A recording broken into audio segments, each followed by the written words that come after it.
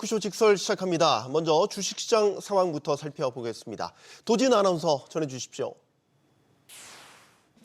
이 시각 시황입니다. 12월의 첫 거래일, 힘들었던 11월을 뒤로 하고 국내 증시 오늘 빨간불 켜면서 출발을 했습니다. 그런데 양지수 모두 그 상승폭을 조금은 반납하고 있다는 점이 아쉬운데요. 지수부터 살펴보도록 하겠습니다. 코스피 0.36% 상승하면서 2,466포인트 선 현재 움직임 보이고 있고 코스닥은 680선을 지켜주기엔 약간 아쉬운 모습입니다. 0.15% 상승하고 있긴 한데 코스피보다도 더 빠르게 이 상승폭을 반납해내는 모습입니다. 이어서 수급 쪽으로도 살펴보시죠. 11월 가장 큰 수급 이탈이 일어났던 쪽은 바로 반도체, 바이오, 2차 전지 등이었는데요. 오늘 양시장에서 코스피 같은 경우 개인과 외국인의 양 매도가 나오고 있습니다. 외국인이 466억 원 팔고 있고 개인이 1,545억 원 함께 팝니다. 기관만 혼자 방어를 해주고 있는 모습이고요. 코스닥 시장으로도 넘어가 보도록 하겠습니다. 그래도 수급 쪽으로는 코스닥에선 외국인이 들어와 줍니다. 686억 원, 기관이 176억 원 순매수 우위 보이고 있는 반면 개인이 홀로 812억 원 순매도 우위 포지션 지켜내고 있습니다. 이어서 시가총액 상위 종목들도 보시죠. 앞서 말씀드렸던 것처럼 수급적으로는 11월 동안 반도체와 2차 전지 그리고 바이오 관련돼서 외국인들의 수급 이탈이 일어났었습니다. 오늘 장 초반에서는 좀 전반적으로 다 같이 오르는가 싶더니 SK하이닉스와 삼성전자, IT, 투톱 같은 경우 하락세로 전환이 됐습니다. 삼성전자 같은 경우 인사혁신을 통해서 이를 좀 극복해내고자 약세 흐름을 탈피해내고자 여러 가지 노력을 하고 있는데 쉽지 않은 것으로 보입니다. 1.48% 하락세 보이면서 53,400원 선이고요. SK하이닉스도 16만 원 선이 무너졌습니다.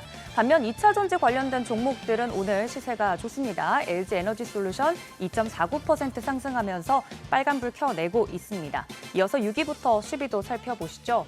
셀트리온 같은 경우 다잘렉스 바이오시밀러의 글로벌 임상 3상 임상 시험 계획서를 미국 FDA에 제출했다는 소식이 들려왔습니다만 0.21% 약세 보이고 있고요. 특징적인 종목들만 좀 짚어보자면 네이버 같은 경우 지난주 금요일 힘들었던 장 속에서도 그나마 빨간불을 켜내준 종목이었는데 오늘도 1.45% 강세 흐름 보이고 있습니다. 이어서 코스닥 시총 상위 종목들도 살펴보시죠. 세 가지 좀 주도주 관련된 종목들 사이에서 2차 전지 관련주들이 오늘 강하다고 말씀을 드렸는데 에코프로비엠 2.81% 상승세 유지하고 있고 에코프로도 0.26% 강세 보이고 있습니다. 이어서 6위부터 10위도 살펴보시죠. 엔캠 같은 경우 청약률이 14%에 불과했던 전환사채 발행이 마무리됐다는 소식까지 더해지면서 2차 전지 모멘텀과 더불어 11% 급등세 나오고 있습니다. 또 더불어서 잠시 뒤 특징주로 살펴볼 엔터주에서 JYP엔터 3.5%대 강세 보이면서 79,100원 선 현재 움직임 보이고 있습니다. 전체적인 이런 시총 상위단 종목들 흐름 살펴봤고요. 특징적인 종목들 이어서 보도록 하겠습니다. 오늘 장 초반부터 강하게 치고 나갔던 쪽이 바로 가상화폐, 그중에서도 STO 관련주들이었죠. 국내에서는 여당이 가상자산 과세 2년 유예안에 동의했다는 소식, 또 STO 법제화에 대한 기대감이 커져가고 있고 국외에서는 트럼프 당선인이 토큰화를 통한 미국 금융시장 혁신을 추진할 것이라는 보도가 나왔습니다. 또 비트코인뿐만 아니라 리플을 비롯한 알트코인들도 급등세 보이고 있는 가운데 관련된 종목들 오늘 좋은 흐름 이어가고 있는데요. 갤럭시와 SM 14% 급등세 나오고 있고요. 우리기술투자도 12% 두 자릿수대 지금 현재 상승세를 유지하고 있습니다. 또 서울옥션도 6%대 강세 보이고 있으면서 이 수급이 전체적으로 제한된 가운데 이렇게 테마 관련된 종목들로 빠르게 수급이 돌고 있다는 점 체크해드립니다. 이어서 두 번째 종목들 살펴보도록 하겠습니다. 오늘 2차 전지, 그중에서도 좀 소재에 관련된 종목들을 보고 싶은데요.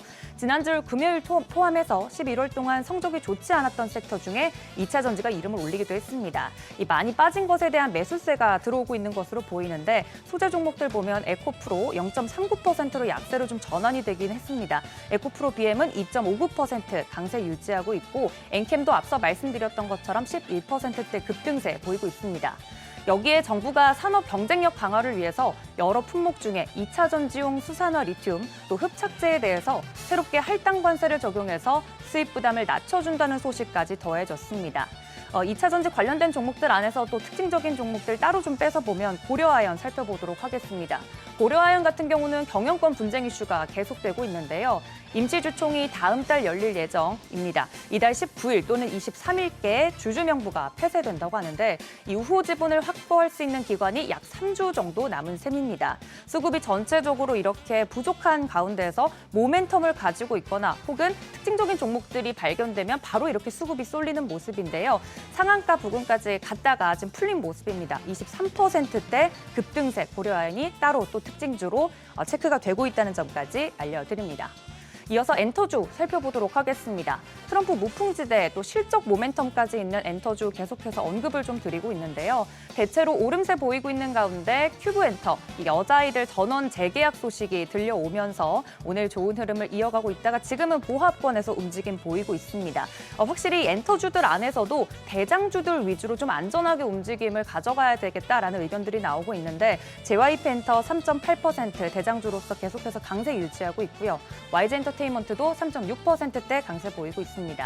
반면 하이브 같은 경우는 뉴진스 전속 계약 해지 선언이 있었죠. 그러면서 지금 현재 약세 보이고 있습니다. 0.05% 약세 흐름 보이면서 19만 5천 원 선 지나가고 있습니다. 이외에 드론이나 자율주행 관련주들도 개별적으로 함께 움직이고 있는 모습입니다. 원달러 환율도 체크해 보도록 하겠습니다. 달러 강세 흐름이 돌아오는가 싶습니다. 다 상승 출발을 하면서 원달러 환율 같은 경우는 출발을 했는데요. 현재 1398.90전에 상승하면서 흐름이 보이고 있습니다. 미국과 일본의 금리 차가 좀 좁혀지고 있는 상황이고 상대적으로 원화가 약세 보이고 있는 가운데 강달러 현상이 계속 유지될지 이 환율적인 부분도 체크해 보셔야겠습니다. 지금까지 이 시각 시황이었습니다. 네, 계속해서 시장의 다양한 이슈들을 짚어보겠습니다. 시장 따라잡기로 이어가겠습니다. 강관웅 더 프리미어 대표 나오셨습니다. 안녕하십니까? 안녕하십니까? 지난주에 한국은행이 예상 외에 깜짝 금리 인하 단행했습니다. 네. 그럼에도 불구하고 시장이 오히려 호재보다는 악재로 반영한 분위기인 것 같습니다. 어떻게 된 겁니까?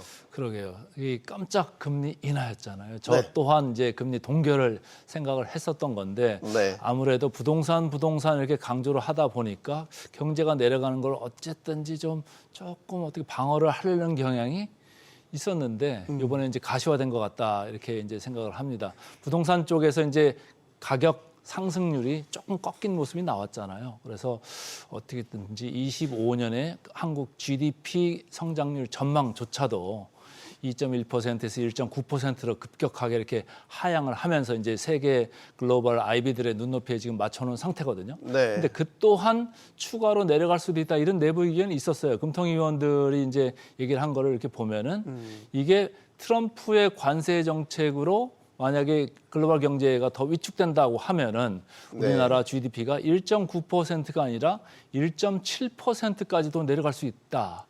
이런 얘기를 했어요. 그러니까 우리 잠재 성장률을 상당히 하회하는 수준까지 내려갈 수 있는 이런 국면, 이거를 외국인들이 지금 우려하고 있는 거 아니냐 이렇게 생각이 되고 우리가 한국을 산다고 할 때는 외국인들이 바이 코리아라고 그러잖아요. 네. 근데 어디를 떠날 때도 바이바이 할 때도 바이바이 코리아잖아요. 지금은 바이바이 코리아 이런 국면으로 된 거 아니냐. 그래서 최근까지 삼성전자, SK 하이닉스를 좀 파는 국면이 조금 나오고 있었는데 이제는 주변이 좀 확산되는 이런 느낌이 조금 있다. 그래서 우리가 내후 외환을 지금 겪고 있다 이렇게 보고 있습니다. 한은의 선택은 같은 선택인데 시장이 받아들이기를 예를 들어서 선제적인 금리 인하를 통해서 경기를 방어해야 된다라는 것보다는 경기가 정말로 이제 침체로 가는 걸 하느니 금리를 연속적으로 내림으로써 보여주는구나. 오히려 이렇게 해석을 달리 해버린 양상이에요. 그러니까 이제 실기했다고 생각하는 사람들이 많은 거예요.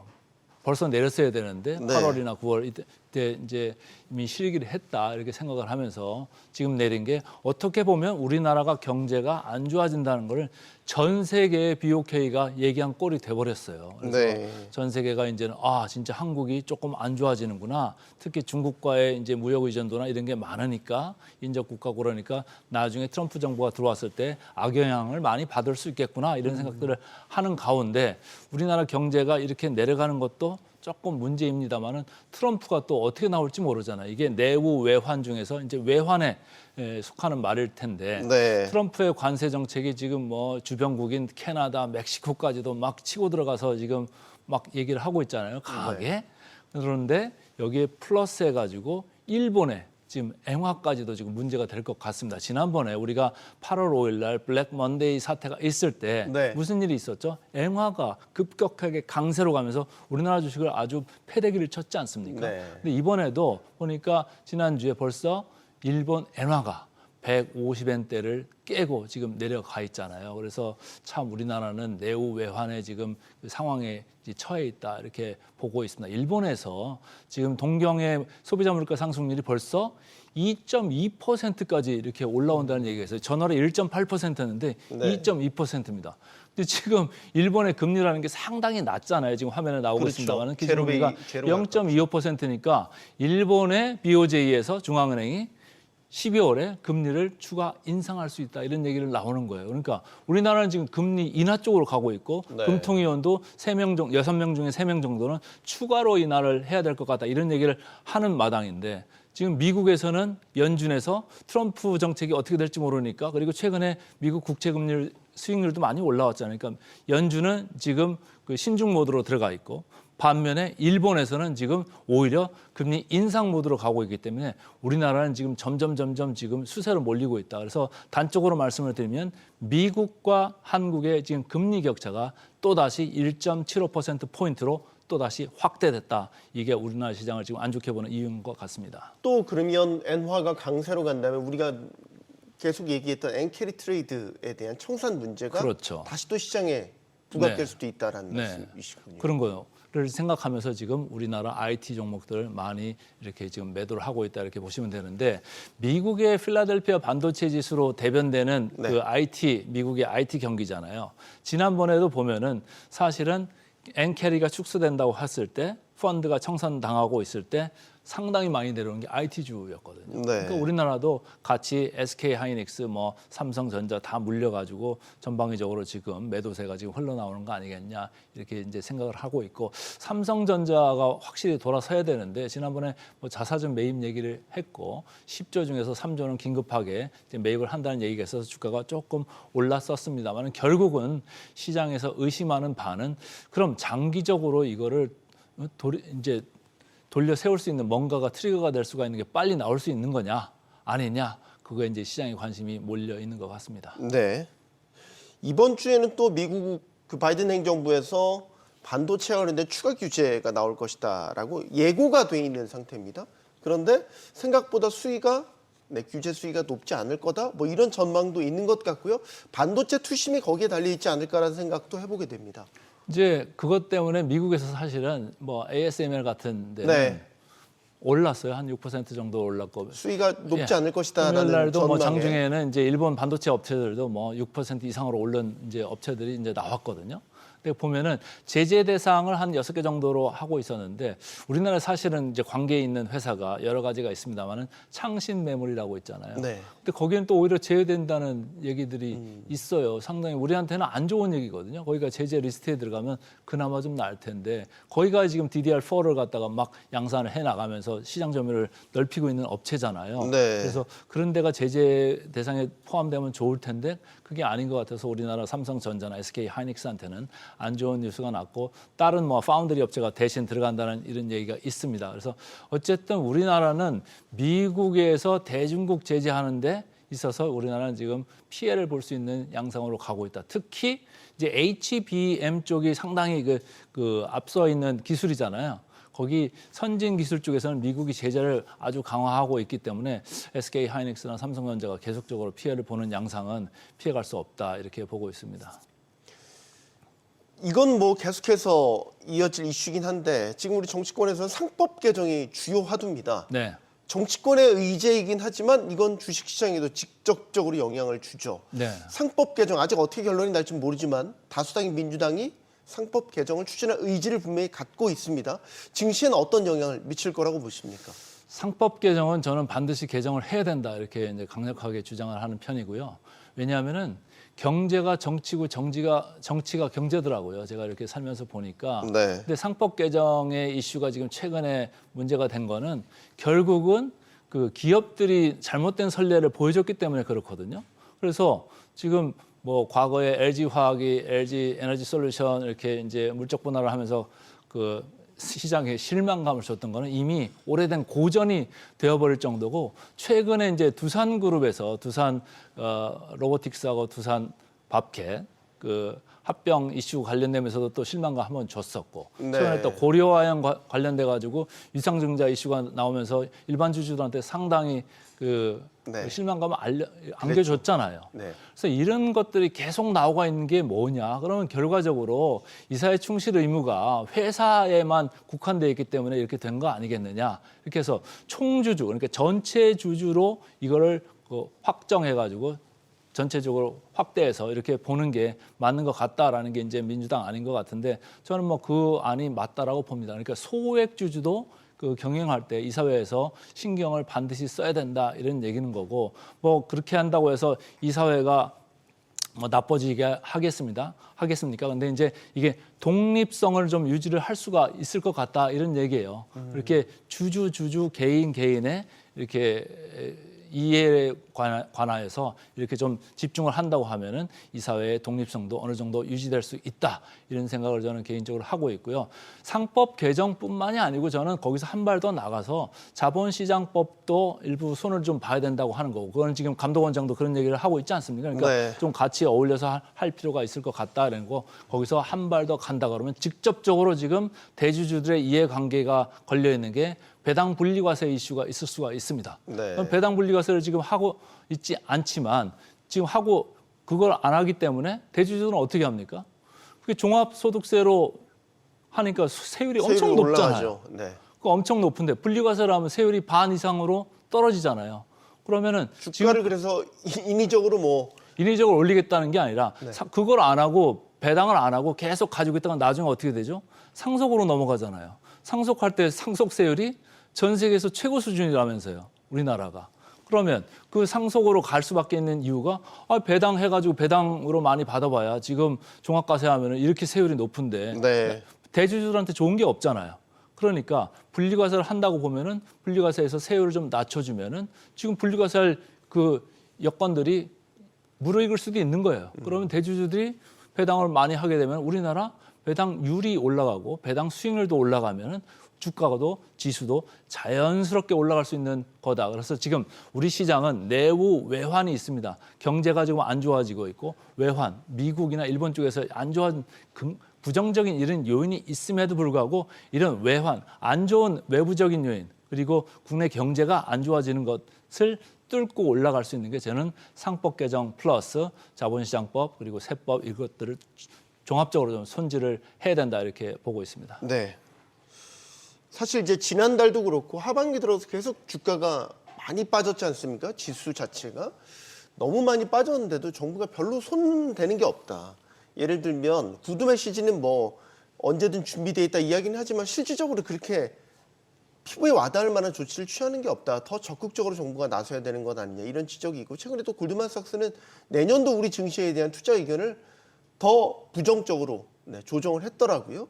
이런 전반적인 상황이 계속해서 투자자들의 투심을 좀 위축시키는 것 같아요. 그러니까 골드만삭스도 뭐 내년 코스피 타겟을 2,700 중반대로 내렸더라고요. 그러니까 네. 중립 의견으로 하향을 했는데 아무래도 아까 금리 인하를 한 이유가 우리나라 경제 전망을 좀 안 좋게 보고 있다. 그리고 경제 전망치를 많이 하향했다. 그리고 트럼프 신정부가 들어오면 우리나라가 악영향을 받을 거다. 이런 생각들을 하면서 이제 골드만삭스도 하향을 한 것 같은데 뭐 우리나라 정부에서 그럼 대응책이 나와야 되지 않겠습니까? 네. 매수를 뭐 진작을 하고 뭔가 나와야 되는데 금리 인하만으로는 부족할 것 같아요. 지금 현재 최근에 2,400선에서 계속적으로 제가 얘기를 했던 게 연기금이나 뭐 정부에서도 좀 신경을 써야 된다 했는데 연기금들은 이제 들어오기 시작하더라고요. 최근에 꾸준히 사 모아서 뭐 2조 원 넘게 최근에 한 달 동안 이렇게 사 들어오는 것 같은데 정부 쪽에서는 이제 기껏 한 게 밸류업 펀드들을 가동해가지고 조금 산다. 그런데 그게 금액이 크지가 않습니다.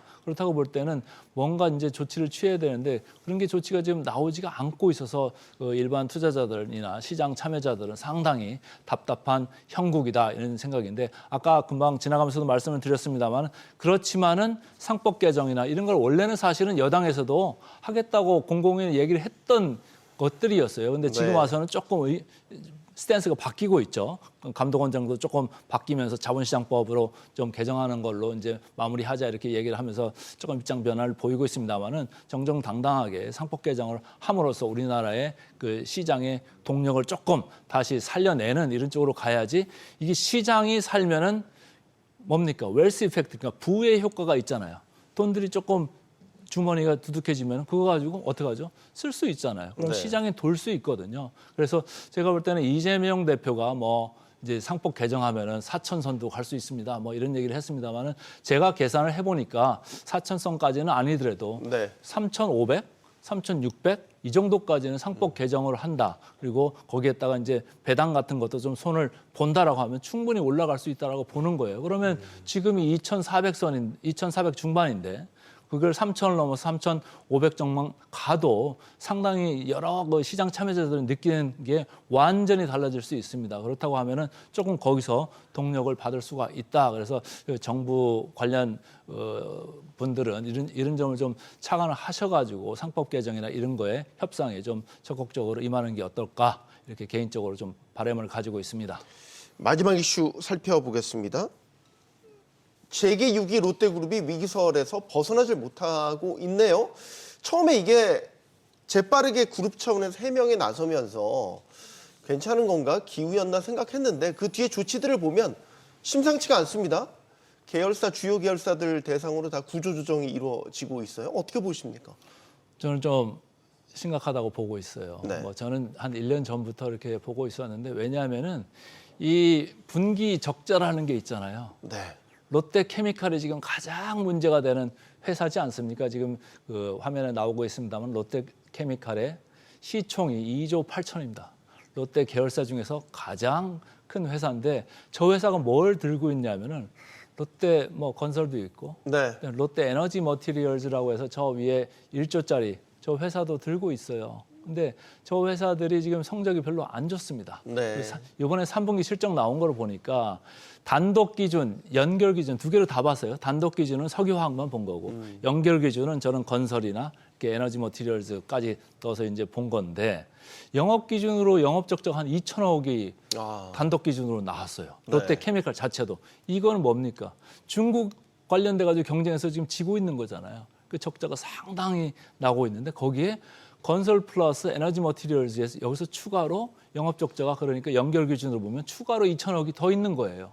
그러니까 위에 큰 집도 지금 큰일 났는데 네. 지금 작은 집들도 지금 별로 상황이 안 좋다. 이렇다 보니까 호텔 롯데에서 롯데 지주에서 어떻게 합니까? 지금 롯데 월드타워 그거 담보로 해가지고 여기 이렇게 기한이익 상실이 지금 발생을 했잖아요. 네. 그러니까 롯데 케미칼 회사채에 EOD 이슈가 있기 때문에 여기 회사채 신용 보강을 하려고 이거를 이제 담보로 내놓을 거다 이런 얘기들이 이제 보도될 정도로 지금 롯데 케미칼이 수세에 몰리고 있는데 제가 오늘 여기서 숫자를 얘기를 안 하겠습니다만은 그 여러분들이 각자 좀 보시면 좋을 것 같은데 알트만 Z 스코어라는 게 있습니다. 알트만 Z 스코어라고도 하는데요. 네. 그게 이제 여러 가지 알람벨을 울리는 경고음을 울리는 그런 지수인데 안 좋은 계열사들이 몇 군데가 있다 이렇게 이 정도만 말씀을 드리고 어쨌든 롯데 측에서는 지금 15년 만에 보유 토지에 대해서 재평가를 하겠다 이런 얘기를 하고 있어요. 롯데 유통 쪽이죠. 네, 그래서 6조 한 7천 정도 되나요? 그 토지가 이제 장부가로 있는데 그걸 재평가를 해가지고 신용 보강을 지금 해 나갈 모양인데 네. 결과적으로 그렇습니다. 우리가 삼성전자 자사주 매입할 때 어떻습니까? 자사주 매입 효과가 아주 단기잖아요. 그렇다고 볼 때는 삼성전자도 결국은 회사가 보여줘야 된다 실적으로 이런 얘기를 하는데 이쪽도 마찬가지입니다. 아까 말씀드렸죠. 영업 적자가 계속적으로 일어나는 그 상황. 그거를 좀 타개할 수 있어야지 이게 계속적으로 신용 보강을 하는 거는 시간 연장일 뿐이지 이게 근본적인 그 뭐라고 그럴까요? 해결책은 될 수는 없을 거다. 빨리 실적을 돌려 세워야 될 거다. 이런 얘기고 그러니까 임원진도 상당히 물갈이를 많이 했지 않습니까? 그러니까 네. 롯데 화학 계열도 뭐 13명의 대표를 갖다가 그 가운데서 10명 정도를 지금 갈아치울 정도로 지금 대대적인 그 쇄신을 했다. 좀 시장에서는 지켜봐야 되겠습니다만 결국은 롯데그룹은 시장의 신뢰를 어떻게 회복하느냐가 앞으로의 관건인 것 같습니다. 네, 여기서 마치겠습니다. 더 프리미어 강관우 대표와 함께했습니다. 고맙습니다.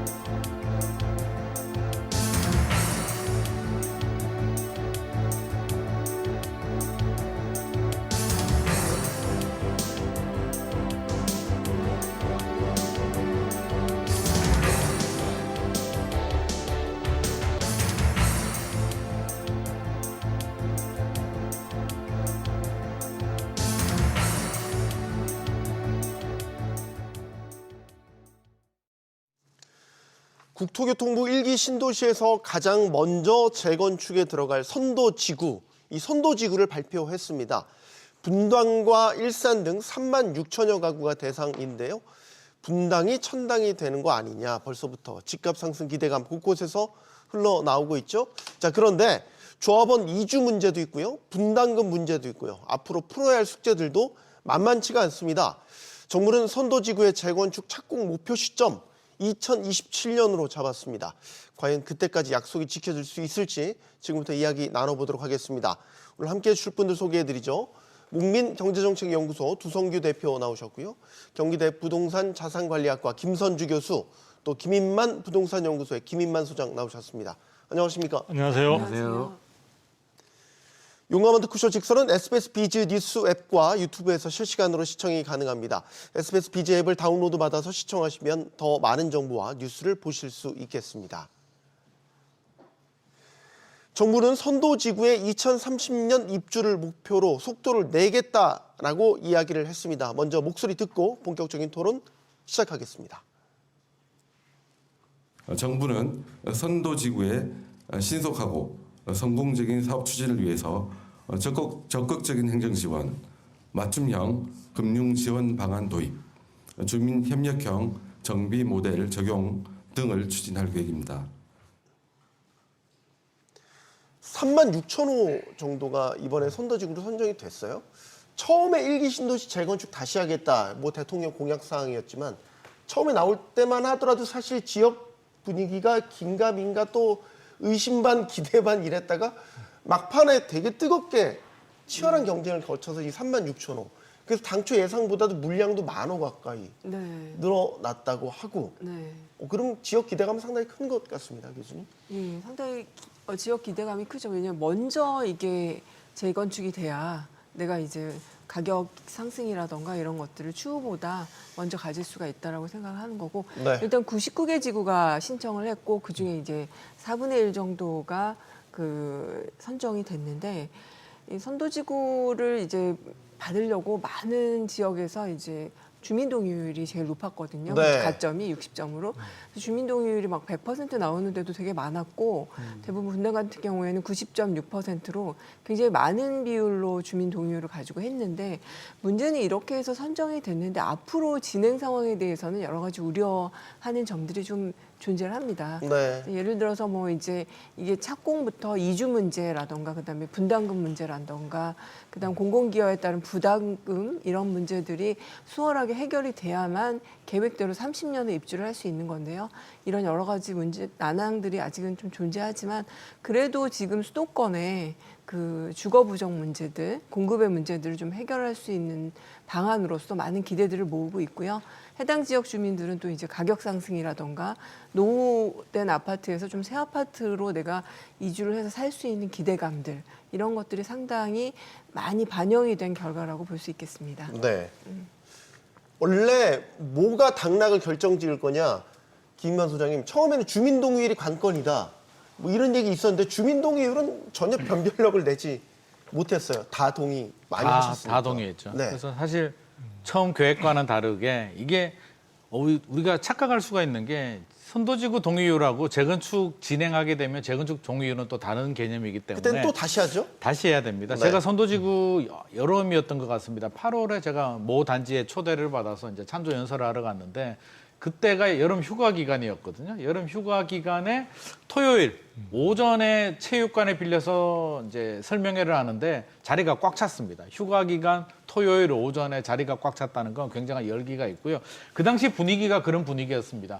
무조건 동의하자. 이거는 나중에 재건축을 추진하면서 반대를 해도 충분히 반대할 수 있기 때문에 지금은 무조건 동의를 하고 봐야 된다는 분위기였습니다. 그러니까 99%, 100%가 나오는 거고요. 주민들 속마음은 아마 그런 마음이 있을 겁니다. 진행되는 상황을 봐서 뭐 추가 분담금이라든지 여러 가지 문제가 있다면 그때 반대해도 되겠다라는 생각을 가지고 있기 때문에 굉장히 높게 나왔고요. 실질적으로 이제 당락을 결정한 건 지금 알려진 바로 이제 기부 체납 점수 가점 네. 6점이 결국에는 당락을 결정을 했다. 많은 기부 체납을 하겠다는 단지가 아마 당첨이 된 것 같은데 저는 이게 나중에 또 분쟁의 씨앗이 될 것 같습니다. 지자체에서는 기부 체납 너희들 많이 하기로 했으니까 약속대로 해라고 요구를 할 것이고요. 네. 해당 단지 주민들은 아마 기부 체납 점수를 많이 신청을 했다는 것조차도 모르는 조합원들이 많이 있을 것 같거든요. 결국에는 기부 체납을 많이 한다는 얘기는 사업성이 안 좋아진다는 얘기고 추가 분담금을 많이 내야 된다는 얘기가 될 수도 있기 때문에 분쟁의 씨앗이 될 것 같고 이번에 시범단지 발표된 곳들을 보면 물론 점수표를 해서 공정하게 진행을 했을 겁니다만 저는 좀 아쉬운 부분이 드는 게 우리가 분당만 하더라도 6개 지하철역이 있거든요. 야탐역부터 해서 밑에 오리역까지 이제 6개 지하철역이 있는데 네. 권역별로 본다면 북쪽 중간 시범단지 남쪽에 미금역 쪽이 있는데 지역별 안배도 전혀 되지 않았고요. 또 재건축의 사업성이 좋게 되려면 용적률을 많이 올려야 되고 일반 분양가를 높게 올려야 되는데 그렇게 하려면 역세권에 있는 랜드마크 지역을 먼저 선정을 해야 선도지구가 야구로 따지면 1번 타자이기 때문에 치고 나가는데 이번에 선정된 단지들을 보면 분당만 하더라도 뭐 양지마을이야 뭐 순회역 역세권이라고 할 수 있겠습니다만 나머지 단지들은 역세권이 아니고요. 평촌이나 뭐 나머지 지역들도 역세권 아닌 단지들이 많이 당첨이 됐습니다. 그 얘기는 향후에 사업성 문제도 야기될 수도 있기 때문에 공정한 거는 좋겠습니다만 앞으로 빠른 사업 추진을 하는 데 있어서는 여러 가지 아쉬운 점이 있다고 생각이 듭니다. 이 국토부가 그래서 선도지구 발표하면서 강조했던 게 몇 가지가 있는데 그중 하나가 정성평가 안 했다라는. 그렇죠. 다 계량화된, 점수화된 정량 평가를 기준으로 선정을 했다. 이건 이제 나중에 혹시라도 있을 뭐 시비, 이해관계 시비 이런 것들에서 좀 자유롭기 위해서 그런 부분을 강조한 것 같고 만가구가 더 늘어난 건요, 주 대표님? 네. 지자체장들이 또 요구를 그렇죠. 했다고요? 그만큼 뜨거웠다는 얘기겠죠. 네. 그러니까 정량 평가를 강조하는 부분은 말씀하신 대로 정성 평가가 가져올 수 있는 나중에 이제 뒷말이나 이런 부분들을 사전에 차단하는 그런 의미도 있는 것 같고요. 그리고 국토부가 이번에 발표할 때 이제 강조했던 것 중에 하나가 국토부의 주도적인 어떤 그런 선정 과정이 있는 것이 아니라 지자체와의 협력을 통해서 충분히 사전 조율을 많이 거쳤다는 부분을 강조를 많이 하고 있습니다. 그래서 지자체에서는 또 나름대로 그 해당되는 지역에서의 여러 가지 어떤 민원이나 이런 부분을 감안을 하고 이런 기준에 맞게 하도록 하기 위해서 지자체별로 한 2-3개 단지가 포함이 됐다는 그런 얘기들도 있는 것 같습니다. 그래서 이번에 보게 되면은 결과적으로 선정 과정에서 앞에서도 말씀을 많이 해주셨습니다만 그 주민 동의율을 가지고 어느 정도의 가름마가 될 것으로 생각했었는데 네. 실제적으로 하다 보니까 이번에 15만 가구라는 엄청난 어떤 관심과 인기를 가지고 출발했던 이런 상황에서 주민 동의율의 경우에서는 지나치게 많은 사람들이 동의율을 보이다 보니까 예를 들어 분당 같은 경우에는 신청한 34개 단지 중에 10개 단지 이상이 95% 이상의 주민 동의율을 확보했다고 하니까요. 이거는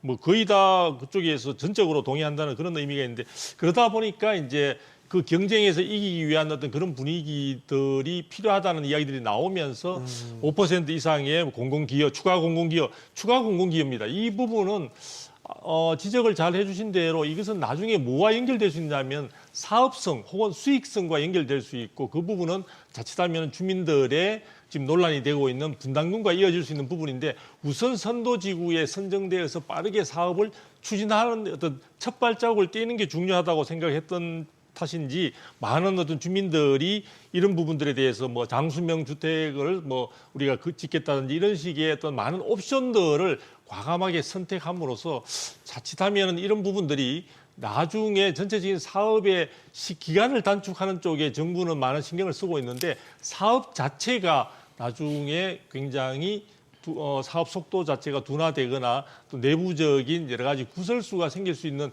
그런 위험성은 충분히 있다고 생각이 듭니다. 네. 지금 선정된 곳이 이제 13개 구역입니다. 분당만 이제 10,000호가 넘고 일산, 평촌, 중동, 3번 우리가 알고 있는 1기 신도시 지역이 이제 골고루 선정이 됐는데 어떻게 보십니까? 뭐 지금 지역을 따지든지 아니면 시장성 이런 것들을 봤었을 때 될 만한 지역이 됐다고 보십니까?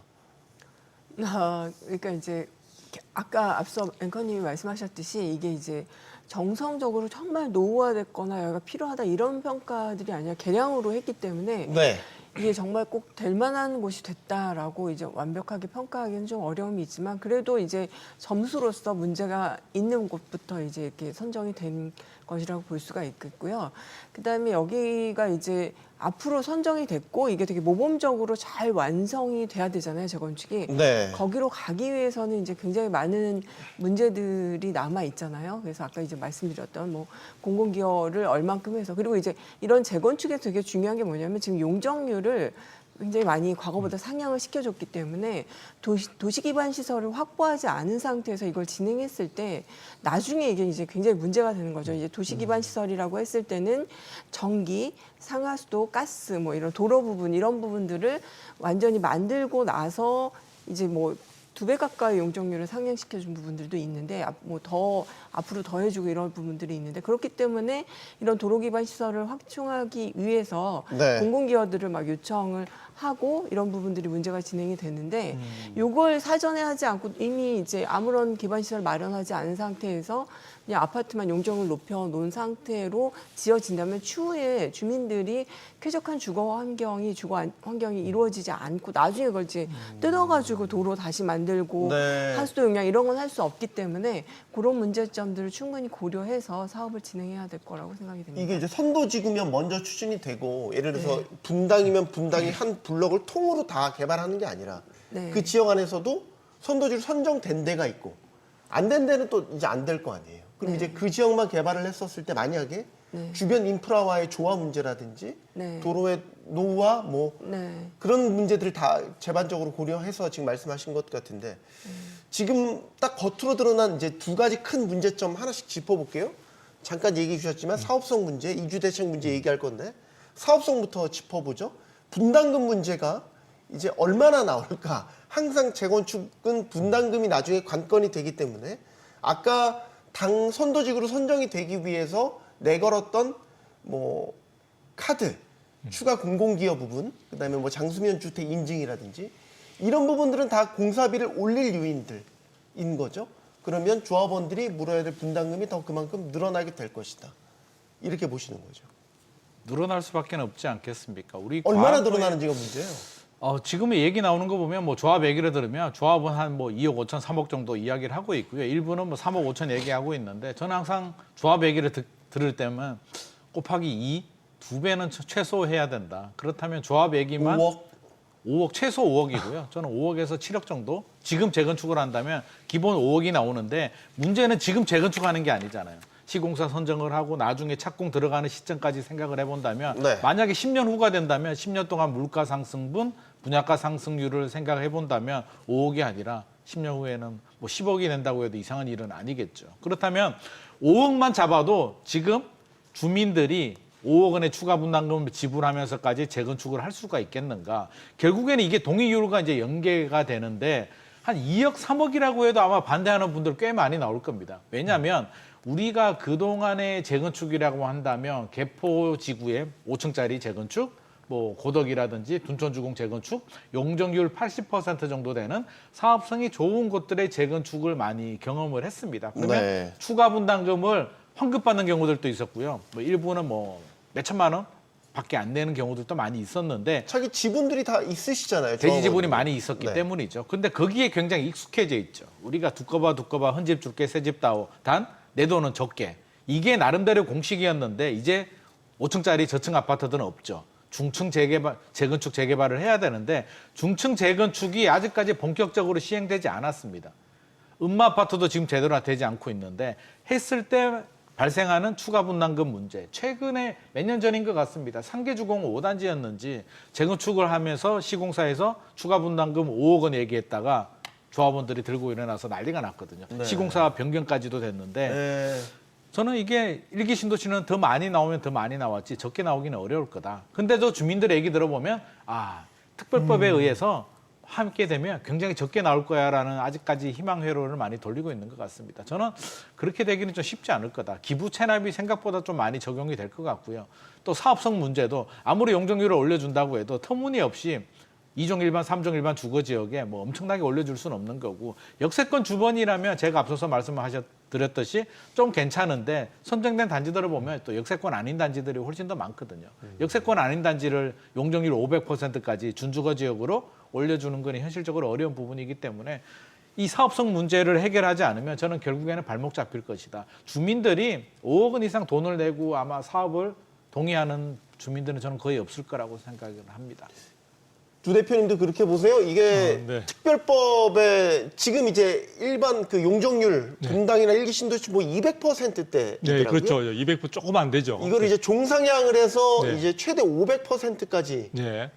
올려줄 수 있는 이제 특별법에 근거를 그렇죠. 두고 있잖아요. 네네. 이렇게 돼도 정말 아까 김인만 소장님처럼 예상하시는 것처럼 수억 원, 네. 5억 원 이상의 그런 막대한 분담금이 정말로 산출이 될까? 아, 네. 지금으로서는 사실 단정하기는 대단히 어렵습니다만 그동안 이제 국토부가 생각한 것은 사업 기간 자체 그동안의 재건축의 여러 가지 이제 비용 부담이나 이런 것들이 늘어나는 가장 근본적인 원인은 사업 기간이 늘어나고 중간에 분쟁이 생기고 추진이 잘 안 되고 하는 그런 측면이 있었기 때문에 이번에 특별법을 통해서 강조하고 있는 것이 뭐냐 절차 부분을 되게 간소화하고 예를 들어 안전진단 절차 같은 경우는 과거의 경우는 뭐 3년 이상 걸리거나 굉장히 힘들었었는데 그 부분을 과감하게 면제할 수 있는 그런 기반까지 포함을 해가지고 속도를 높일 수 있는 그래서 이번에 지금 예정되어 있는 이런 스케줄로 보게 되면 내년에 2025년에 특별정비구역을 계획을 수립해서 특별정비구역까지 1년 안에 모든 것을 다 하겠다는 거죠. 그다음에 이제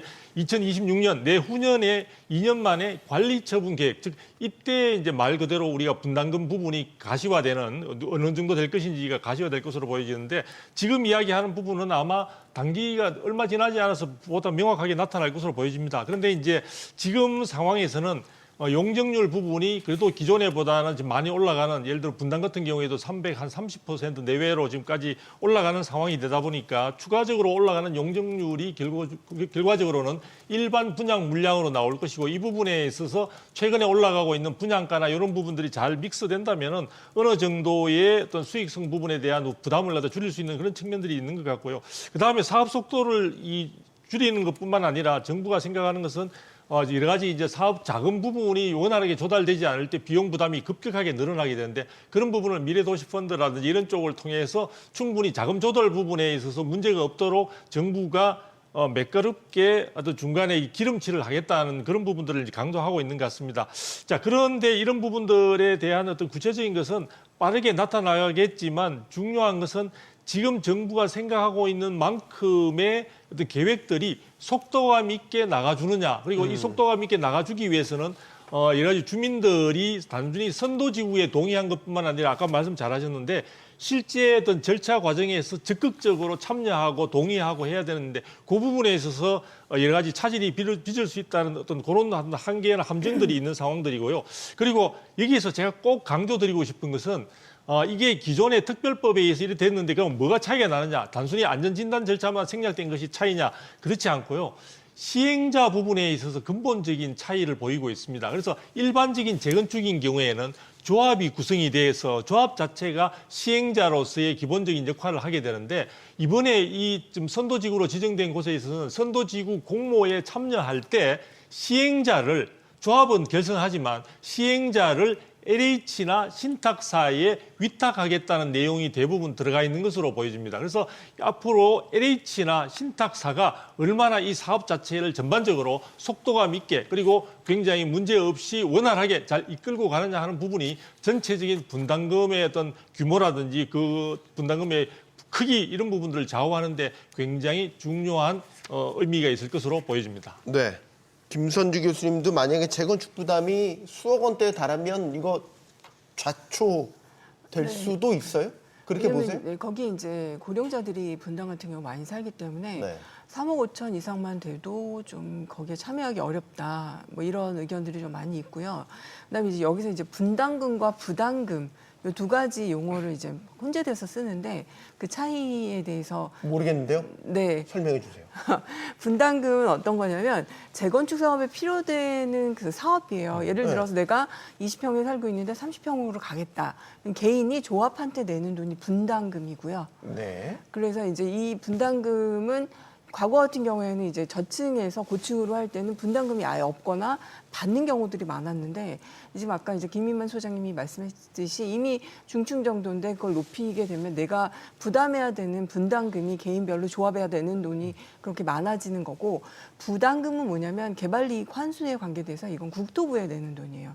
너희가 이거 개발해서 원래 20억 하던 게 30억이 됐어. 그럼 그 가격의 차이에다가 그 산정하는 방식이 있거든요. 재건축 초과이익 환수를 말씀하시는 거예요? 네네. 이게 이제 재건축 초과 이익에 대한 환수금 부분이 이제 부담금이 되는 거죠. 이거는 전체적으로 통으로 그 단지에다가 부과를 해서 그걸 이제 N으로 나눠가지고 또 개인적으로 또 부담을 국토부에 이제 내야 되는 그런 방식이라 분담금과 부담금이 두 개 용어 차이는 있지만 결국은 그 조합원들이 부담해야 되는 금액으로 들어오기 때문에 이게 이제 그런 문제들이 있어서 두 용어가 좀 헷갈리지만 이걸 통틀어서 부담해야 되는 부분들이 지금 아까 분당 시제에 나왔지만 분당은 2.5억 정도로 보고 있고 네. 왜냐하면 사업성이 분당은 일산보다 좀 좋기 때문에 일산은 5억으로 보고 있는데 일산은 이미 베드타운에다가 옆에 또 이제 그 파주 운정이라던가 창릉이라던가 대규모 주거단지들이 굉장히 많이 들어오기 때문에 가격 상승 여력이 없고 그러니까 수요자들이 없는 거죠. 이래서 일산 같은 경우 과연 5억이나 더 주고 내가 이거를 해야 될 것이냐라는 그 고민들이 많이 있고요. 분당도 이제 2.5억 원으로 지금 예상되고 있지만 더 많은 공공기업 같은 것들이 발생이 돼서 부담금이 늘어나서 개인이 내야 되는 돈들이 많아진다면 실제로 유동자금이 없는 고령자들이 이걸 할 것인가 또는 지금 25억 정도 되는데 5억을 추가로 낼 거면 아예 이걸 팔아가지고 강남으로라던가 좀 더 판교라던가 이런 데로 이주할 가능성이 높기 때문에 네. 지금 선도지구 발표 이후에 매물들이 굉장히 많이 쌓이고 있는 것들이 이 사업성에 대한 우려로 인해서 나타나는 현상이 아닌가라고 볼 수도 지금 있겠습니다. 재건축 초과이익은 부과된 사례가 어디가 있나요? 재건축 초과 일기 신도시 말고 뭐 서울 지역까지 다 포함해서 말이죠. 서울 지역에서도 있었는데 제가 구체적인 사례는 지금 생각이 나지 이게 원래 않는데 근데 폐지한다고 그러지 않았나요? 정부 근데 여당에서? 이번에 이제 민주당에서 그걸 통과를 이번에 이제 법이 통과가 안 됐죠. 재건축 초과이익 환수를 폐지하려고 했다가 이번 법을 통과하지 못해서 완화되는 쪽으로만 네. 지금 돼가지고 사실 부담은 많이 이제 줄어들었는데요. 지금 재건축 부담금과 관련해 가지고 지금 그 부과된 것은 아마 2013년에 완성된 그런 단지들을 상대로 해서 지금 부과가 일부 됐던 거로 돼 있고요. 네. 지금 현재 상태로서 2018년 이후에 재건축 초과이익 환수제에 의해서 부담금을 내야 되는 그런 상황에 있어서는 아직 지금 부가 그 고지를 받고도 지금 좀 버티고 있거나 소송 등을 통해서 지연을 시키고 있는 상황이다 보니까 실제 2018년 이후에는 납부한 단지는 전혀 없는 것으로 지금 확인되고 있습니다. 그럼 김선영 기자 하나만 더. 네. 아까 매물들이 선도지구 선정되고 나서 해당 지역의 매물들이 많이 나왔다는 말씀이세요? 네, 분당이 지금 매물들이 굉장히 많이 쌓여 있어서 고가 대비 최고점 대비 조금 약간 좀 빠졌고 일산 같은 경우에는 더 많이 좀 떨어진 상태로 의외네요. 나오고 원래 재건축이 어느 정도 가시화되면 네. 집값 상승 기대를 하기 때문에 기존에 내놨던 매물들도 다시 걷어들이는 이런 현상들이 나타나지 않나요?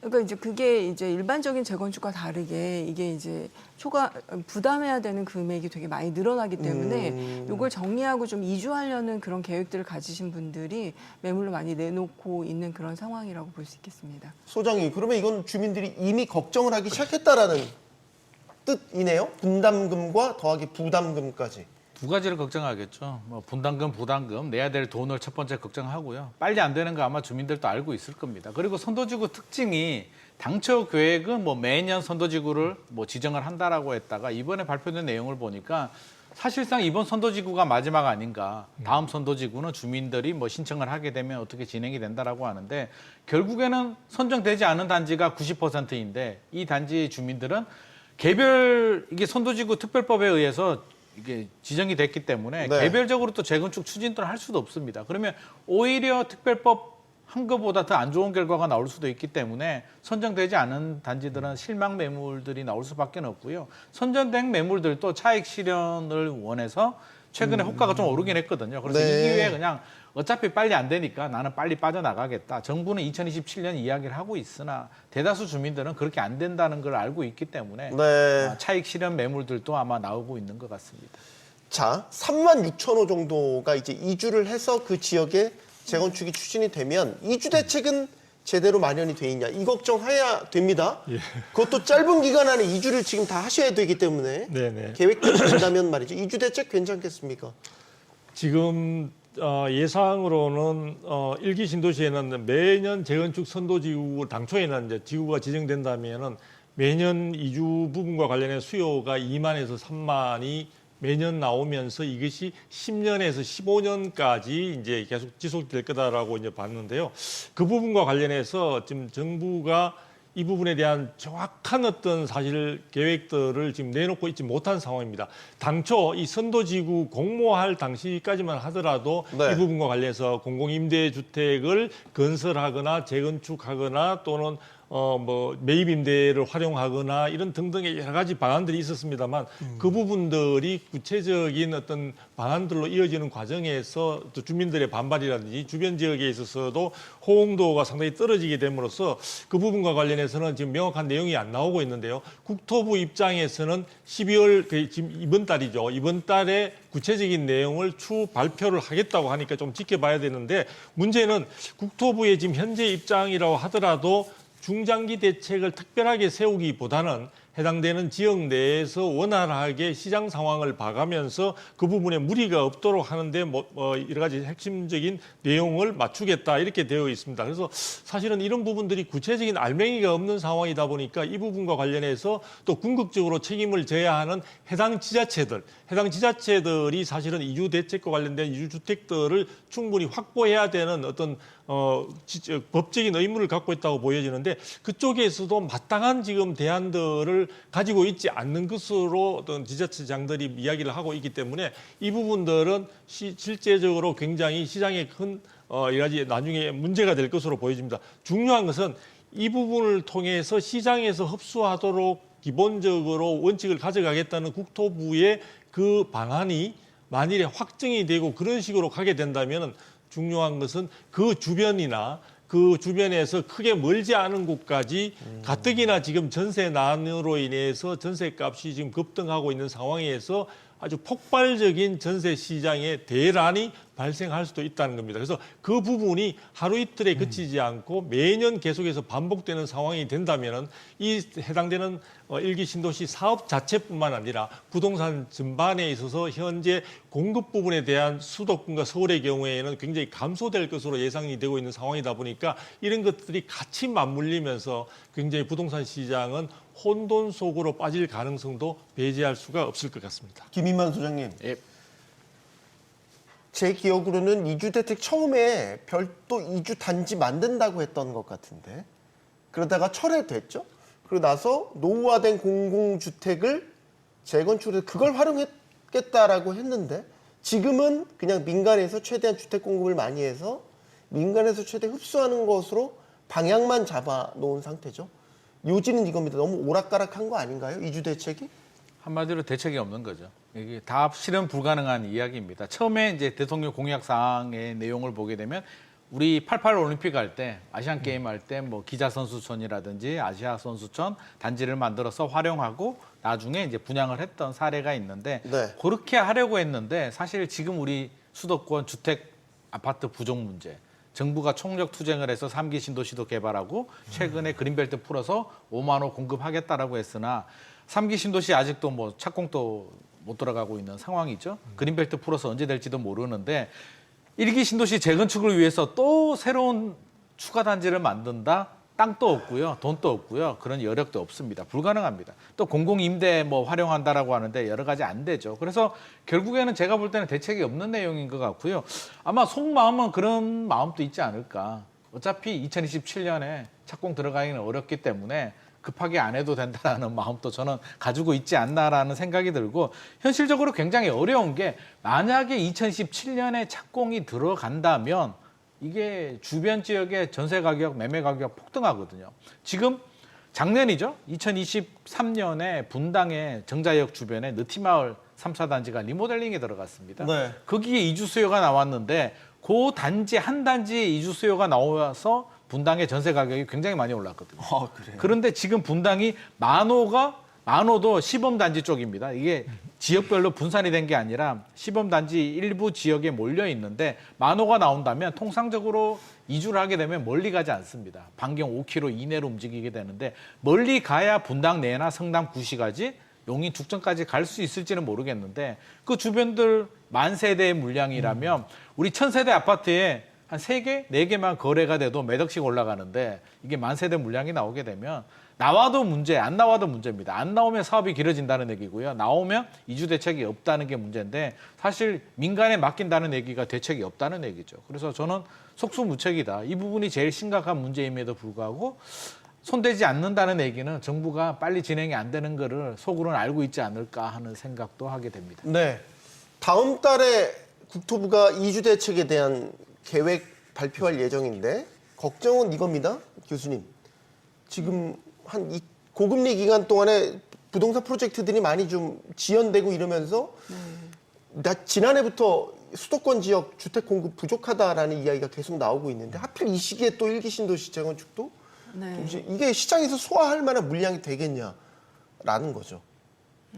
지금 이제 방향은 어쨌든 주택 공급을 최대한 늘려서 민간 시장에서 최대한 많이 이런 이주 수요를 흡수하게끔 하겠다라는 방향성은 있는데 전반적으로 수도권 주택 공급이 이렇게 부족한데 과연 감당 가능하겠냐라는 의구심을 풀지 그분들이 저 지방으로 가진 않으실 거 아니에요. 그렇죠. 대부분 이제 거주민들한테 물어봤을 때 한 70~80%가 내가 살고 있는 지역으로 이주하고 싶다라는 이제 설문조사 결과가 나왔는데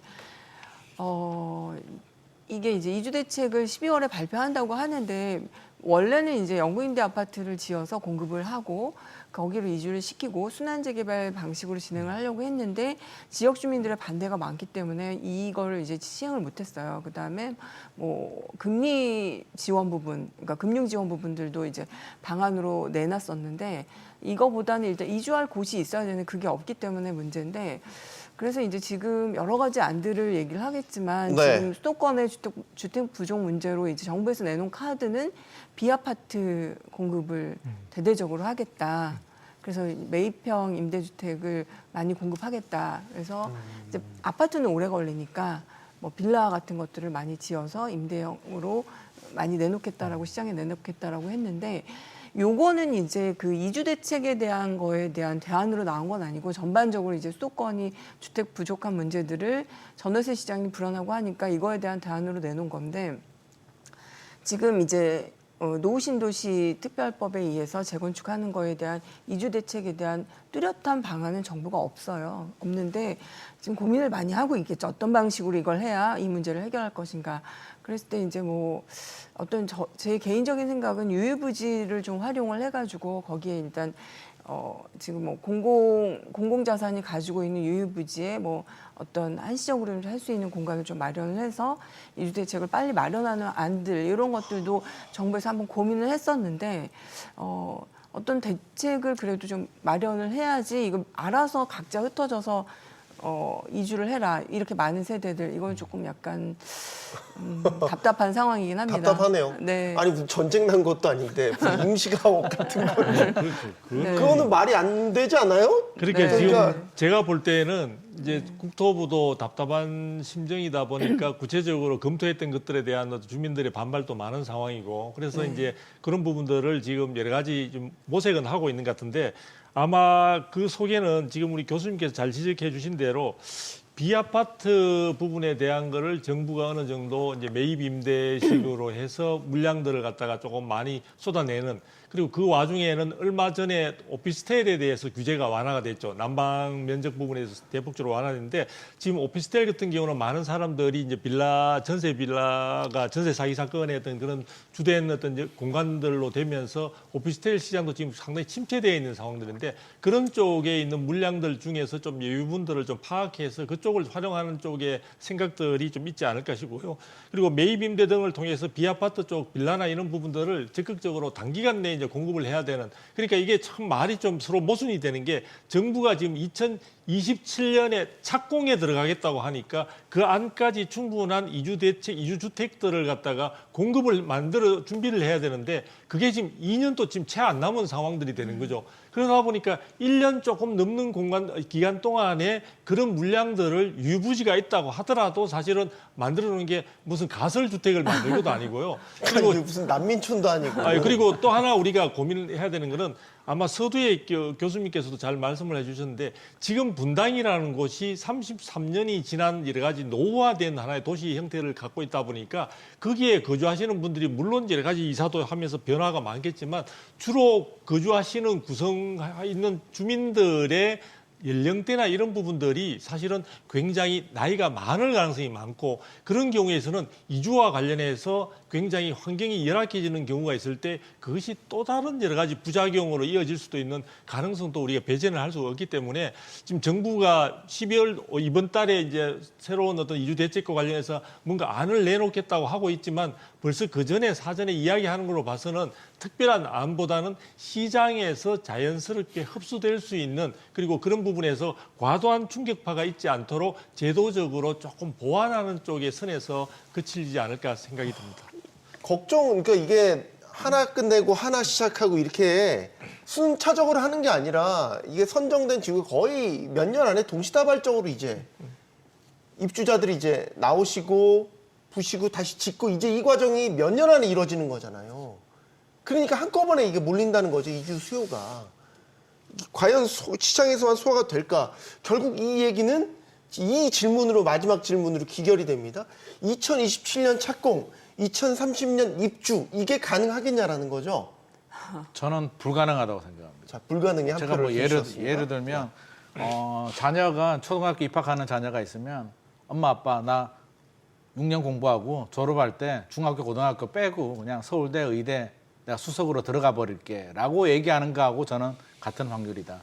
모든 게 절차라는 게 있는데 중학교 고등학교 과정을 빼고 우리 애가 아인슈타인도 아니고 아인슈타인이라고 해도 초등학교 6년 공부하고 우리나라 서울대 의대 합격 안 될 것 같거든요. 지금 그 정도 확률인데 2027년 착공 들어가려면요. 지금 이주해야 됩니다. 만 세대 정도 분당을 예를 들면 만 세대 정도가 이주를 하려면 우리 보통 2, 3년 정도 시간이 걸리거든요. 헬리오시티 이주하는 데만 3년이 걸렸는데요. 둔천주공도 마찬가지고요. 네. 지금 이주를 해야 되는데 지금 추가 분담금도 그렇고 조합 설립도 안 되고 사업 시행 계획도 안 받았는데 지금 무슨 수로 이주를 하겠습니까? 그래서 지금 이주하면 2027년 착공 가능하다. 하지만 저는 현실적으로 불가능하다. 10년 내에 2037년에 착공 들어가도 저는 베스트 아닌가 하는 생각을 가지고 있습니다. 그러니까 2027년이라는 이 숫자만 조금 느슨하게 여기 너무 집착을 해버리면 모든 게 지금 솔루션이 안 나오는 그렇죠. 현실적으로 지금 그렇게 보는 거잖아요. 저희가. 네, 계획이죠, 계획. 아니죠, 목표죠. 아마 근데 목표죠. 제가 생각할 때는 이런 부분도 있을지 않아 싶습니다. 이거는 그냥 추측인데요. 국토부가 생각할 때 1기 신도시가 건설될 때에는 사실은 3년 정도밖에 되지 않았습니다. 그러니까 해당되는 지역을 지정을 하고 그다음에 착공에 들어가서 준공까지 이루어지는데 3년 정도밖에 걸리지 않았거든요. 사실 굉장히 미라클한 그런 부분들이라고 볼 수 있었는데 그때는 그것이 가능했던 게 뭐냐면은 부지 자체가 지금까지 어떤 집이 들어서 있는 그런 공간들이 아니라 그냥 나대지였던 상태이기 그렇죠. 때문에 네. 충분히 그 부분이 가능했는데 그때의 단기간 내에 충분히 그쪽에 그 부분들이 충분히 도시까지 완성이 되었었는데 지금은 착공까지 3년 내에 충분히 가능하지 않을까라고 생각을 한 것 같고요. 그리고 지금 설명할 때 보게 되면은 2027년에 착공에 들어간다고 이야기를 하려고 하면요. 2027년에 착공이라는 개념도 아마도 잘해야 2027년 말이에 착공이라는 그런 쪽으로 될 것 같고요. 자칫 계산을 잘못하면은 2025년과 2026년 2년밖에 없는 상태에서 모든 준비가 세팅이 끝나야 된다는 내용인데 그건 제가 볼 때도 말씀하신 대로 거의 현실적으로 그건 힘든 것 네. 같습니다. 왜 이렇게 이 숫자에 집착을 할까? 물론 일기 신도시 거주하시는 분들은 재건축을 빨리 되길 바라는 마음은 10분 이해하는데 이게 준비가 안 된 상태에서 이게 성급하게 추진하는 것 같은 여러 정황들이 이제 나오기 때문에 걱정이 되는 거죠. 이게 임기 내에 이제 마무리하겠다라는 의지의 표현이 좀 반영이 돼서 아마 이렇게 따라가는 것 같고요.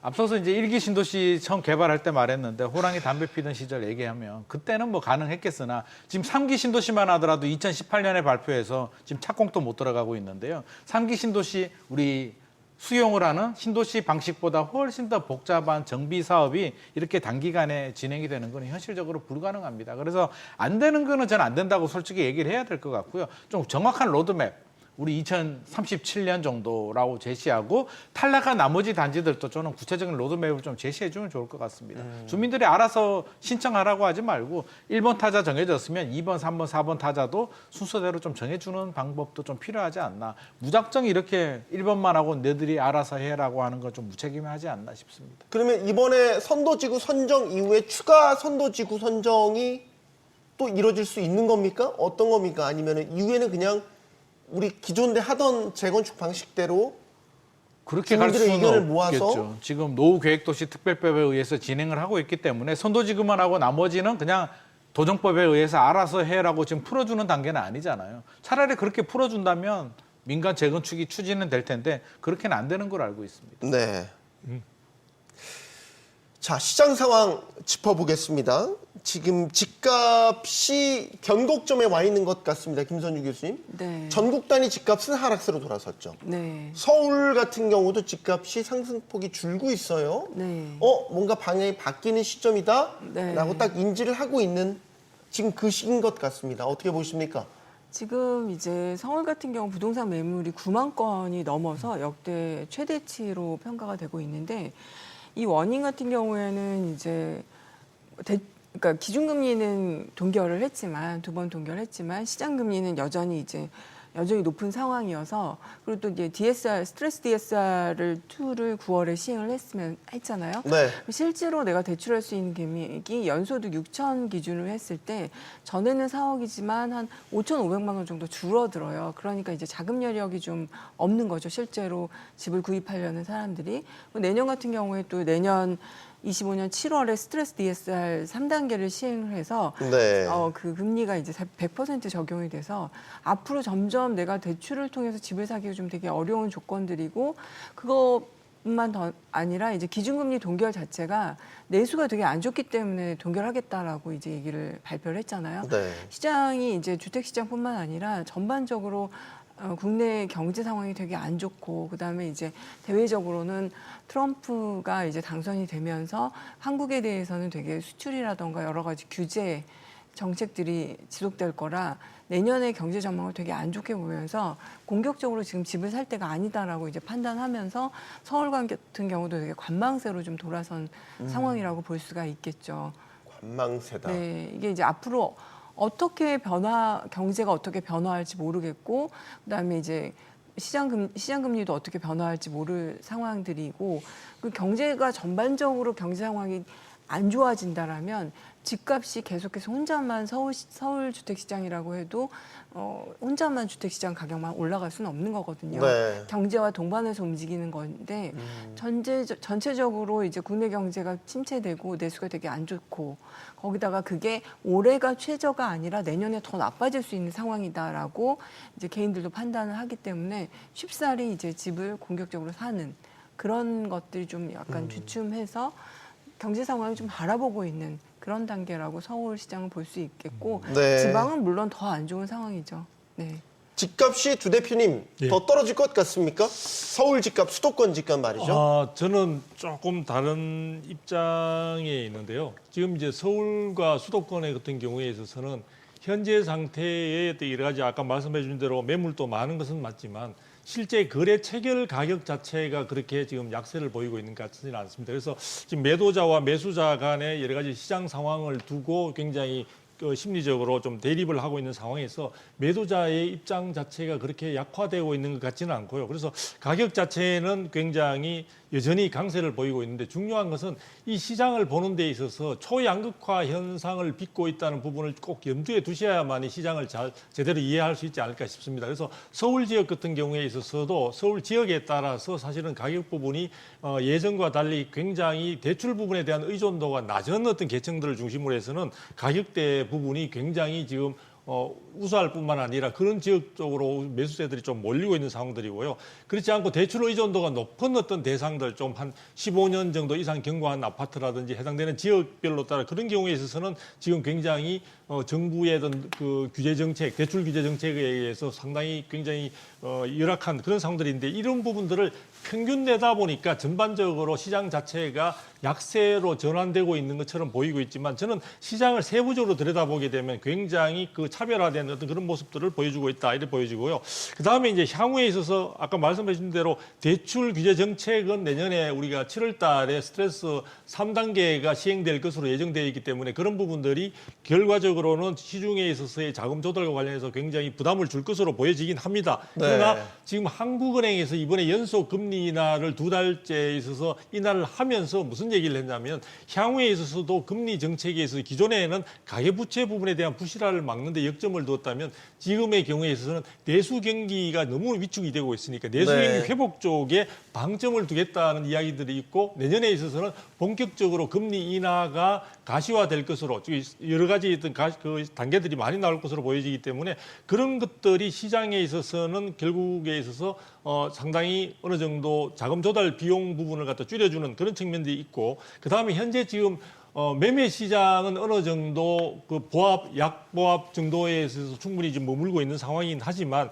전세 시장 자체나 그다음 전세 시장의 여러 가지 압력이 월세 시장으로 옮겨가면서 임대차 시장에 굉장히 지금 압력이 굉장히 강해지고 있습니다. 그래서 그런 부분까지 다 감안하게 된다면 서울과 수도권의 경우에는 추가적으로 수요는 늘어나고 있는 상황에서 공급 자체가 향후 2026년을 중심으로 해서 본다면 서울 같은 데는 10,000호 이하로 떨어질 것까지 나오는 그런 마당이다 보니까 전반적으로 수급 불균형에 있어 2, 3년 이내에 시장은 굉장히 가열차게 올라갈 수 있는 가능성 그런 부분들이 제가 볼 때는 2026년부터 본격화돼야 되지만 이런 것들은 항상 심리적으로 보면 선반영되는 그런 측면들이 있기 때문에 제가 생각할 때는 내년 상반기 즈음해서 충분히 부동산 시장에 있어서 서울이나 수도권의 서울 인근 지역 같은 경우에는 조금 강세가 보다 확인해지는 그런 시점으로 되지 않을까 전망을 하고 있습니다. 결국 물량이 많이 부족한 절벽 상황 때문에 가격은 다시 또 오를 것이다 라고 보고 계셨고 김인만 소장님. 물론 뭐 공급이 부족합니다. 2016년에 서울 아파트 입주 물량이 10,000호 이하로 한 7,000호 정도로 예상이 되고 있기 때문에 여러 가지 문제는 있습니다만 우리 시장에서 가장 좋아하는 게 기대감이고요. 가장 안 좋아하는 게 불확실성인데 최근에 불확실성이 커지고 있거든요. 뭐 단기 급등에 대한 피로감에 대출 규제 영향도 물론 있습니다. 최근 제가 노원구 가보니까 강남 집값이 올랐는데 스트레스 DSR도 그렇고 은행 창구 지도 대출 규제를 하니까 강남의 집값은 오히려 뭐 그래도 돈 있는 사람들이 사는데 네. 서울 외곽 지역들은 대출이 안 나오면 실질적으로 구매를 할 수가 없거든요. 전혀 매수자들이 실종이 됐다. 네. 굉장히 좀 어려움을 하소연하고 있는데 지역별 양극화 굉장히 커질 것 같고요. 무엇보다도 불확실성. 한국은행이 기준금리 2번 내리면 일반적으로 우리가 이제 호재라고 하는데 네. 부동산 시장은 박수를 쳐줘야 되는데 이번에 2번 인하 발표를 보면서 드는 생각은 경제가 얼마나 안 좋으면 2번을 연속을 인하했을까. 15년 전에 글로벌 금융위기 때가 생각이 난다는 분들이 많이 있습니다. 그렇게 본다면 적어도 불확실성이 좀 제거가 되는 내년 상반기까지는 저는 관망 흐름 좀 이어질 것 같고요. 하반기 넘어가게 되면 이제 올림픽파크 포레온 입주 물량 영향도 좀 사라지게 되고 2026년에 공급 부족 우려가 좀 더해진다면 하반기부터는 좀 반등이 가능하지 않을까 생각하고 있습니다. 더 직설적으로 질문 드리면 우리가 집값의 지금까지 추세를 봤을 때 고점을 2021년 그때로 보잖아요. 2021년 말, 2022년 초. 그렇습니다. 요때 수준까지 집값이 다시 일부 지역은 가기도 했죠. 네. 일부 그때 수준을 지역이죠. 저기 일부 기준으로 놓고 봤었을 때 향후 집값 전망은 어떻게 하고 계시냐? 제가 굉장히 어려운 질문을 이게 일부러 평균으로 김선주 본다면 교수님께 먼저 드리겠습니다. 교수님한테 먼저. 죄송합니다, 교수님. 네. 순서가 되셔서. 이게 원래 이제 그 집값 전망이라는 게 되게 조심스러운 부분이죠. 왜냐하면 이제 언론이 집값에 영향을 좀 미치는 부분이 있다. 이런 이제 얘기들도 좀 있고 해서 되게 어려운 부분이긴 맞습니다. 한데, 예.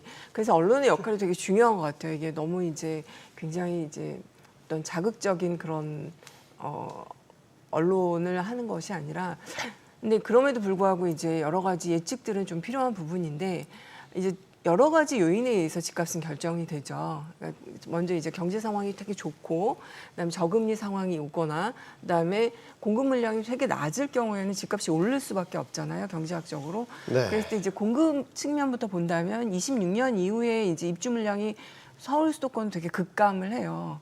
그래서 공급만 놓고 본다면 굉장히 이제 가격이 오를 수밖에 없는 여건들이죠. 그리고 또 이제 지금 신축에 대한 수요들이 워낙 열망들이 강하기 때문에 새 아파트로 이주를 하려고 하는 수요들이 있기 때문에 그런 새 아파트 가격은 되게 많이 오를 거예요. 왜냐하면 아까도 계속 우리가 이제 분담금, 부담금 얘기를 했지만 내가 지금 구축에 살고 있는데 5억이나 더 내면서 예전에는 이제 몬테크라고 해서 낡은 아파트 사서 거기서 살면 그거가 이제 내가 재건축이 되면 어느 정도 자산이 형성이 될 수 있었는데 지금 내가 5억 정도 심하게는 뭐 서울 같은 경우에는 그거 이상을 내면서까지 내가 이 재건축에 살면서 그걸 하느니 오히려 그냥 신축으로 들어가겠다라는 그런 마음가짐들이 많은데 네. 요즘에 또 하나의 트렌드 변화는 뭐냐면 신축이 너무 많이 오르니까 그거보다는 준신축 아까 말씀하신 한 15년 내외 여기에 거래량들이 더 많이 늘어나고 있어요. 그런 성향들을 봤을 때 공급 측면에서는 굉장히 26년 이후에는 주택 가격이 수요가 몰리는 지역, 서울의 유지, 서울에서도 강남과 강북의 차이가 되게 갭이 크잖아요. 그런 지역은 집값이 오를 수밖에 없는 여건들이 있고 그다음에 금리에 대한 것들은 우리가 되게 예측이 되게 불안정하겠지만 지금 이제 내수를 얘기를 하면서 기준금리를 동결을 했단 말이에요. 근데 내수가 더 안 좋아진다면 결국은 정부는 금리를 내릴 수밖에 없다라면 이게 시중금리에 반영이 되고 그럼 이제 대출금리에서 어느 정도 스트레스 DSR을 적용을 하더라도 대출금리가 많이 낮아진다면 좀 타인 자본을 활용을 해서 집을 살 만한 사람들이 시장에 또 이제 참여를 하게 된다면 이런 조건들이 형성이 되면 26년 정도는 서울의 요지는 주택가격이 오르겠지만 지금의 악성미 분양이 굉장히 많이 몰려있는 지방 같은까지 우리가 과거 20년에서 22년 초까지 경험했던 대세 상승장은 26년에 올 것 같지는 않고요. 네. 수요가 몰리는 지역에서는 그때쯤에는 가격이 약간 더 상향할 수 있는 그런 요소들이 있다라고 평가됩니다. 네. 네. 더 이야기를 듣고 싶은데 시간이 없어서 여기서 네. 토론을 마무리 지어야 되겠습니다. 일기 신도시 재건축을 속도감 있게 진행해야 한다는데 많은 분들이 공감하실 것 같습니다. 그런데 속도감 있게 하자는 게 조급하게 쫓기듯이 추진하자는 얘기는 아닐 겁니다. 그렇지 않아도 향후 몇 년 동안 수도권 주택 공급 부족하다고 하는데 이주 대책부터 당장 걱정입니다. 용감한 토크쇼 직설 마칩니다. 여기는 모든 경제가 모이는 SBS 비즈입니다. 시청해주셔서 고맙습니다.